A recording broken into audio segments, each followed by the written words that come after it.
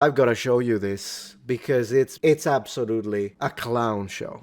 Maybe stop the salt because I'm gonna give you a freaking heart attack when you see this, but don't worry, I'll dismantle it. I'll do what I always do. So apparently, Anglo-Saxons aren't real. Cambridge tells students in effort to fight nationalism. University aims to dismantle the myths around British and English identities as it seeks to make its teaching more anti-racist. All right, let's have a look at it, shall we? Because I have a lot to say when it comes to this, I can tell you this much. But I don't care if it's a university that does it. Whenever universities do pull these kind of stunts, I mean, they've done it before. Because I need to give perspective to the people that only hear this and they're like, oh, but I don't know what's going on with universities in the UK and America, but this is the UK again. First, they told us that there was these British native Britons. Look, they were black, and then they checked the DNA, it was as white as it gets, with blue eyes. Then they tell us that the Vikings were not white, and with the Vikings meaning Norse populations, they weren't white, and they were Muslim. Then they tell us that Greek philosophy is offensive and it was gonna be ripped off of curricula, or they were gonna add trigger warning for the students, and now this. So this is the context. And I will, of course, tell you more about the Anglo-Saxons and the actual truth for a change. Okay, so I'm gonna read a little bit, but I'm gonna give you the historical facts as we go on with the debunking, because this is ridiculous. Okay, so what are they telling us? They're telling us Anglo-Saxons didn't exist. Cambridge University, studying the direct predecessors of the modern English, is not anti-racist enough for the university, the Telegraph reported. Cambridge University is teaching students that the Anglo-Saxons never existed as a distinct ethnic group. Nonsense already. They are absolutely a distinct ethnic group, and I will prove it on this video. In an effort to dismantle the myths of English nationalism, the Telegraph reported on Saturday, liberal academics have long decried the term for its association with whiteness. Cambridge's Department of Anglo-Saxon, Norse and Celtic will seek to dismantle the basis of myths of nationalism, that there ever was a British, English or Scottish, Welsh or Irish people with a coherent and ancient ethnic identity. Okay, this isn't an actual academic investigation on, because this is a thing, it's not a new thing, by the way, the question on whether or not the Anglo-Saxon, not Angles and Saxons as separate, but Anglo-Saxons as unified, it's been a question for decades when it actually begins. It does begin, and definitely by the time of King Athelstan, they are Anglo-Saxons, and the fact that they're trying to say that they're not is absolute nonsense. But this has been a debate. When do they begin? Because initially, the Angles, the Saxons, and the Jutes, that everyone forgets about, are distinct people. So when you say Anglo-Saxons, they have been unified. It is an academic question to ask when did that happen. What's not academic is to say that all of these identities, which are ethnic, don't exist, yet they never do it with African populations, with Middle Eastern populations. It's always white people. And that tells me that it's a propagandistic effort. Because if you're going to challenge this, and by the way, we will look into what ethnic means, and you will see that absolutely, English is absolutely Anglo-Saxon, with some Nordic, because some Englishmen and women have ancestral connection with the Danes, for instance, for obvious reasons, depending on where you're from. So there is a lot of Germanic, and there can also be some Celtic, because if you're from Cornwall, for instance, it's possible that your family was connected to the Briton. So there will be a little bit of Brittonic in your DNA. When it comes to Welsh, it's the majority of that DNA is going to be connected to the Bronze Age populations of Roman Britain, meaning the Brittonic populations, because even the term Welsh means foreign. Foreign from the point of view of the Angles and the Saxons. They were arriving in these areas, and they were starting to rule over these areas. But it's important to underline that, and this is a fact, that even though we used to think that the Anglo-Saxons arrived in such massive numbers that they completely replaced the entirety of the Brittonic original Bronze Age population, except for those who fled into Wales, the reality is that the way you look at it, that's very improbable. It's very likely that what happened is, yes, there was a significant migratory pattern of Germanic populations that reached the British Isles, or Britannia, but they didn't completely annihilate the entirety of the local Celtic populations, because because remember, Britons, the original inhabitants of that area, are basically connected to the Gauls. It's all Celtic, right? It's kind of, you can imagine it that way. The Irish are Celtic. Absolutely, they are a people. The Scots are Celtic. Absolutely, they are a people. The Picts, right? And the Romans tell us about them. They tell us what they look like. If you read Julius Caesar, if you read Pomponius Mela, they tell us that they are either, for the Scots, they tell us that they are ginger hair. For the others, they tell us they have blondism, which is, again, and very white skin, which is in another area of connection with the Gauls. But in general, absolutely these are populations, and they have a genetic continuity and very likely ancestral genome. Ancestral genome. It is ridiculous that they try to say that these ethnicities didn't exist, but then again, they never do it for black people. They never do it. No, when it's black people, for some reason, they are all like, you're an African American. Check this one out. I gotta say this. So imagine you're an African American, right? Your family has been in America for 2 centuries. Yet you say, I'm black just like a freaking tribe in Congo and another tribe in Nigeria. So you're all black, even though there are 6,000 miles of distance between you and those people. You don't even speak the language anymore, whatever your ancestral connection to Africa was. But it's fine if you say, well, I'm black, we're all the same, fantastic. But then when it's a modern English person who still lives on the same island as their ancestors, you can't say you have an ethnic connection to your... This is ridiculous. Let's continue. People with a coherent and ancient ethnic identity. So they don't exist, they say, by showing students just how constructed and contingent these identities are, and always have been, the British newspaper reported, citing information from the university. Of course, again, I need to pull up, because what they're doing is that they're preying on the fact that people don't know what ethnicity means.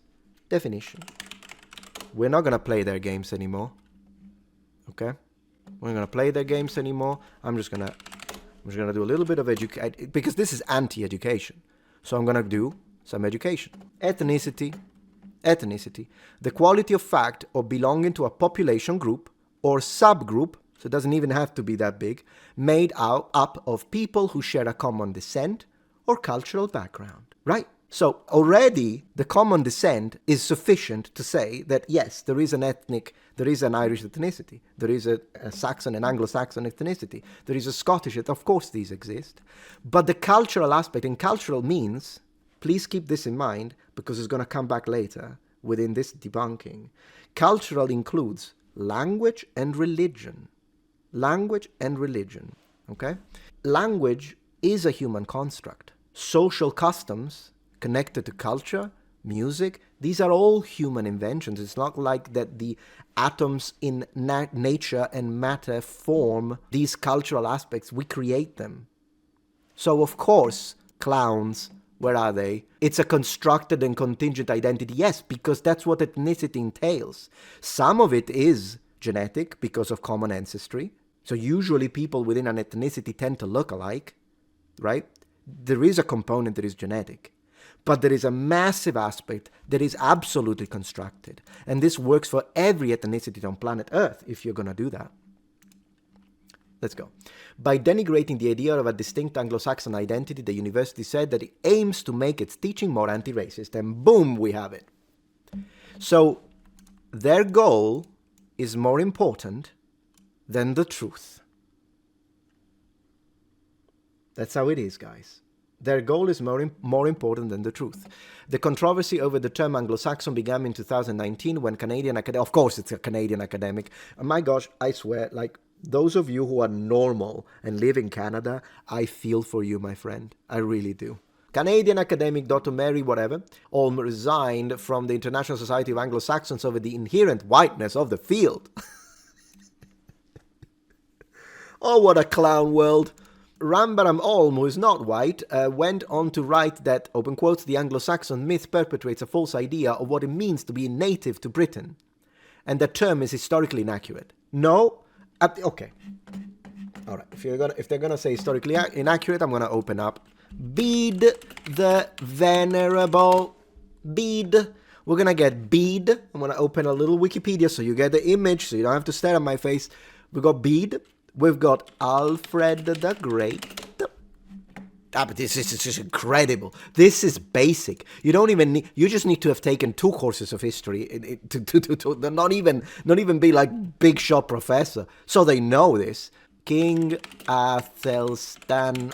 3 essential reads when you want to learn more about who the Anglo-Saxons were and whether or not there was ethnic continuity in a cogent manner within these populations in this time period. And when I say this time period, of course, the Viking Age, from 450 to 1066, with 1066 being, of course, the Battle of Hastings. Then the Normans are in power. In fact, very similar situation. When the Normans arrive, it's not like they annihilate all the Anglo-Saxons, they rule over them, and then eventually they become Anglo-Norman. It's the same thing that happened with the Brittonic populations and the arrival of the Angles and the Saxons. They rule over them, they intermarry, they intermingle, and the original Bronze Age populations, the Celtic Brittonic populations, they move to peripheral areas such as hills and forests. Some of them and others they get subdued, but in general, you don't exterminate the population. Anyways, beyond the point.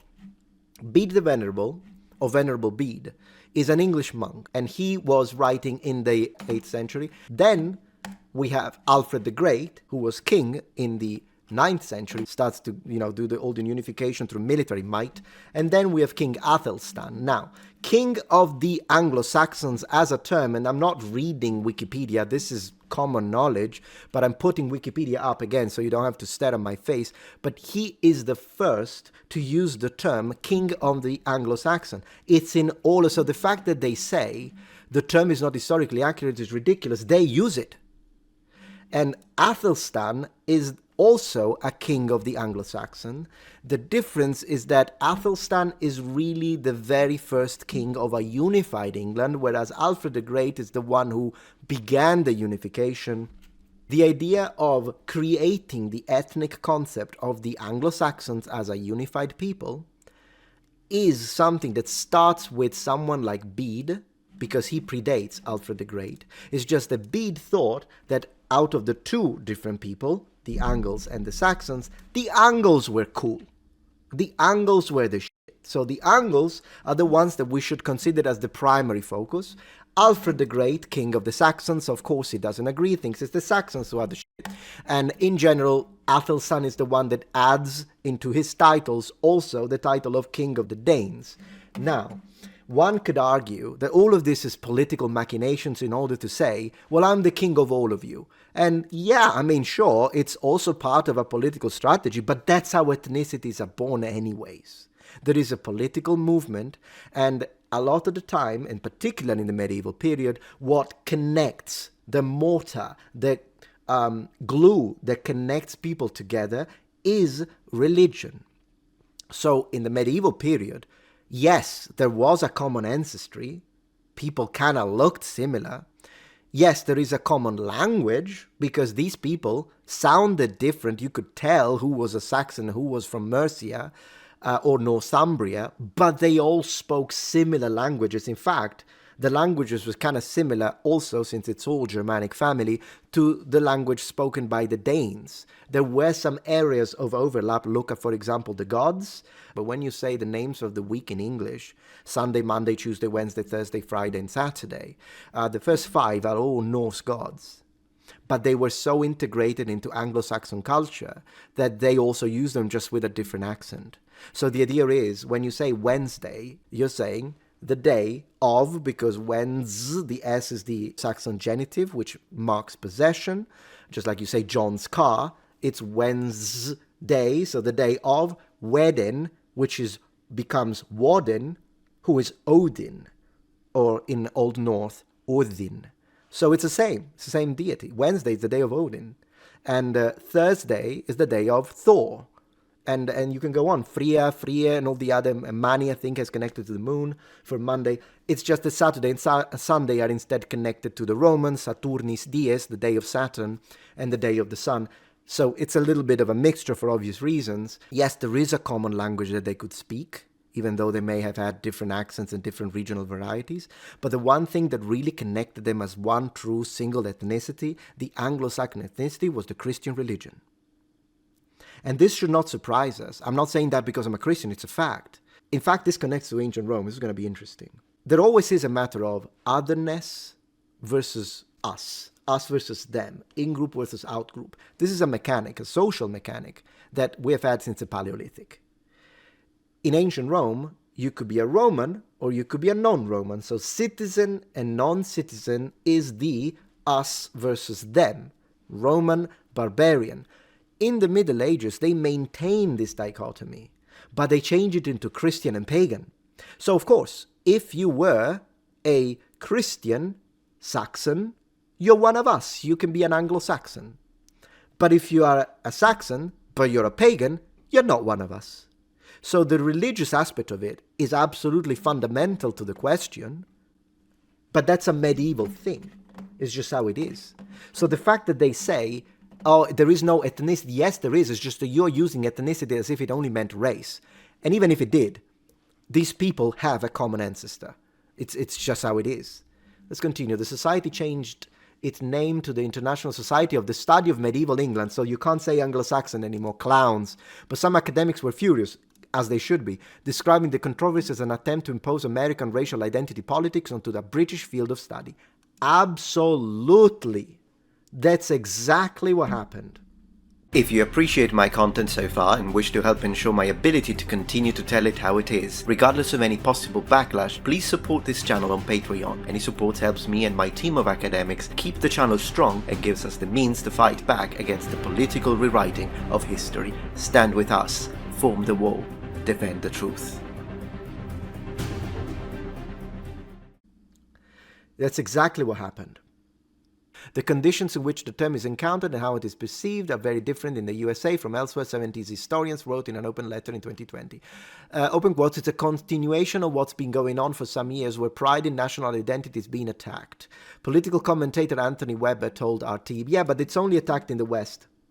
Only the West is not supposed. You want to tell a Japanese they're not supposed to be proud of being Japanese? Good luck with that. A Chinese? Even more so, because with the Japanese, they kind of keep it tame a little bit because of what happened during World War II. But a Chinese, you want to tell a Chinese they're not supposed to be proud of being Chinese? Yeah, no, it's only with the West. Political commentator Anthony Webber told RT, pointing out that the modern-day English owe a third of their ancestry to the Anglo-Saxon. Yeah, absolutely. Maybe more, depending on your family. I don't think, and of course you might have some Norman blood in you, for obvious reasons. I don't think it serves the cause of anti-racism to suddenly make sections of the population feel that they shouldn't be proud of their background. Yeah, also because do remember, and I've demonstrated this on multiple videos, you can be, if you ask any of the AI language models, whether it be Gemini AI, maybe not Grok, but if it's Gemini AI, or if it's ChatGPT, or if it's Claude AI, and you ask them, can I be proud of being Asian? Or my Asian ancestry, they will tell you, yeah, absolutely, you should totally be proud of your Asian ancestry. If you ask them, can I be proud of my African ancestry? They'll be like, yeah, sure, totally, go for it, be proud. If you say, can I be proud of my European ancestry? No, because it's a negative thing. You need to be cognizant of the possible negative implications. They say no.